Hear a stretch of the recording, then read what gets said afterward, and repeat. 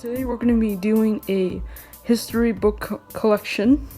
This is a small amount of my collection, but I decided to pick 5 of my most favorite ones. For right now, we are going to start with Elizabeth and Mary, cousins, rivals, and queens. Let's get started. This will be the first book we'll be reviewing for this collection. Elizabeth and Mary, Cousin, Rivals, and Queens by Jane Dunn. What I liked in Elizabeth and Mary best is the book gave a detailed timeline in the beginning, and it gave a detailed family tree of the Stuarts and Tudors. What I felt the most interesting about this book is how the cousins never saw each other. They only wrote letters.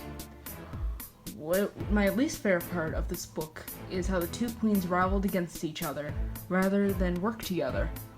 What other part I didn't like, when your family can put you under house arrest and sentence you to death. I like how the paintings were colorized and fully detailed descriptions of who was in the painting. Overall, the book was highly educational and gave a great insight of what was life like in the 16th century.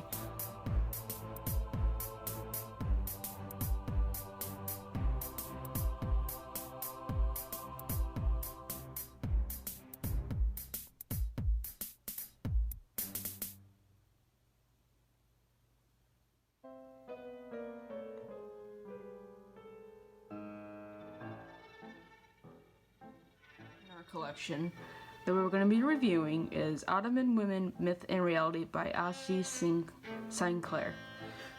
What I liked best in Ottoman Women, it gave a detailed description on how Ottoman and harem women lived in the Sultan's palace and how they were treated with dignity. They were not treated like the townswomen. The harem girls had high social statuses. What I found most interesting part of this book was the harem girls were taken away from their homeland, but if chosen, they could potentially be chosen to be the next ruler of Constantinople. What I also found interesting about the harem book is how the Sultan's wives were dressed higher than the eunuchs, which were the male stewardess, highly respected of the Vali Sultan, which was the Sultan's mother. What the least part of my favorite part of my book was it gave a good picture of the princes. They were locked up in a room where they'd basically be waiting to be killed or executed. Another interesting part of this book is how detailed the paintings and the palaces were, and then the people living in these palaces. But last point, regardless of the age of the girls, they were highly educated and learned multiple languages. Overall, the book was highly educational and gave insight of what life was like in the palace and the harem.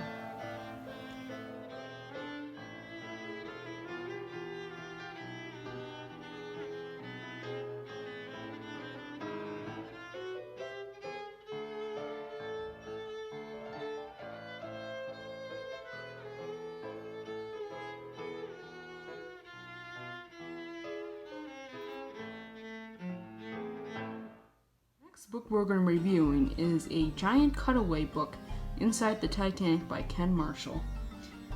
What I liked best in this Titanic book was how much detail went into the liner and to the furniture during 1912. Cruises were ahead of its time for sure. It was known to be the fastest vessel alive. During the time, it was even faster than the Olympic because the Titanic's engine were better built. I find the most interesting part of this Titanic book is how much they promoted the cruise. The prices weren't even cheap for third-class passengers. Most of the third class wanted to leave Liverpool and start a new life in America.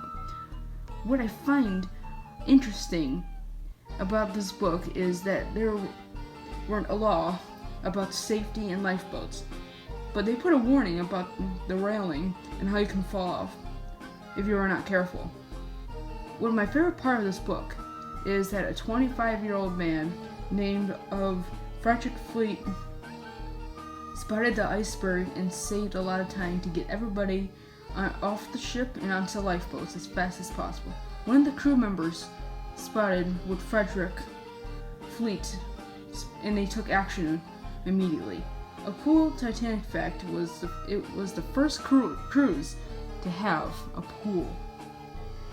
Well, my least favorite part is that the crew members had women and small children go first, and made the men stay on the sinking ship. Another part I didn't like was how the third class were treated like they were less than the first and second class, just because they were third class.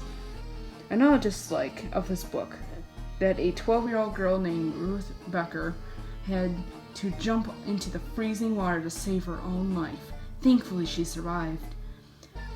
A lifeboat with just a little bit of room for her to climb into. An interesting part of this book was that they had enough life vests, but not enough lifeboats. How does that work out?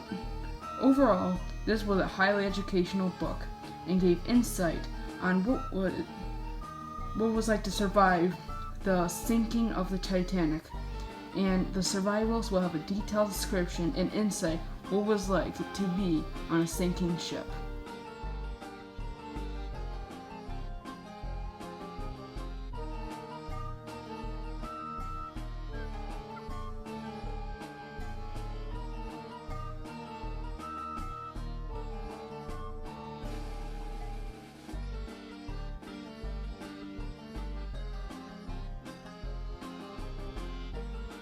We're going to be reviewing is Life magazine presents A Story of America in 100 Photographs. What I liked best in America in 100 Photographs is how the magazine gave a respectable insight on how America was like 100 years ago.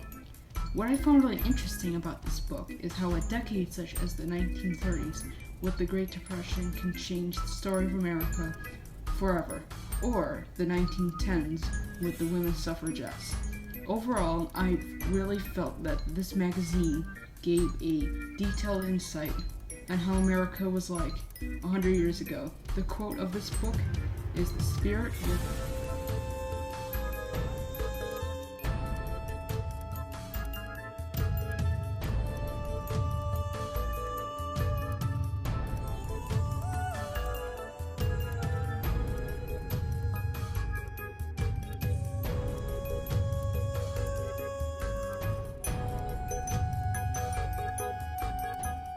reviewing for this collection is Time and Life, A Century Ago, The Roaring '20s, The Decade That Changed America. What I like best about the Roaring '20s is how one decade changed women's freedom with wearing shorter dresses and women's rights to vote, and the prohibition of alcohol. This happened because men were coming home drunk and abusing their wives. This decision was made in 1920 to ban the drinking and selling of alcohol altogether. The 20s are known for the decade that changed America because of a lot of events that happened in this decade, such as the stock market crash of '29 and talking movies. Overall, Time and Life magazine gave a great insight on how everyday life of the Roaring '20s, with the freedom and flappers and the women's voting rights and huge Gatsby parties. This decade was known to be the golden age of America in the filmmaking industry.